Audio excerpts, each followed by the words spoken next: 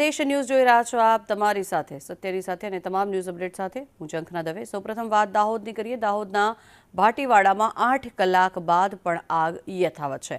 NTPC કંપનીના નિર્માણાધીન solar પ્લાન્ટમાં આગ લાગી હતી। ગઈકાલે એનટીપીસી કંપનીના પ્રોજેક્ટમાં આ આગ લાગી હોવાનું સામે આવ્યું છે, ત્યારે 5 ફાયર ફાઇટરની ટીમ દ્વારા સતત આગ પર પાણીનો મારો ચલાવવામાં આવી રહ્યો છે અને આગ પર કાબૂ મેળવવાનો પ્રયાસ કરવામાં આવી રહ્યો છે। ત્યારે કંપનીમાં આગ લાગવાનું કારણ હજી અકબંધ છે।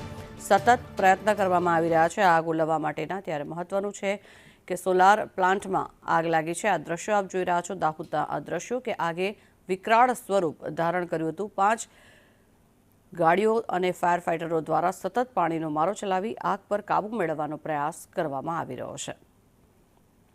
જો કે કલાકોના કલાકો વીતી ગયા છે, છતાં પણ આ આગ હજી યથાવત છે। ત્યારે તેને બુઝાવવા માટે પ્રયત્નો સતત કરવામાં આવી રહ્યા છે।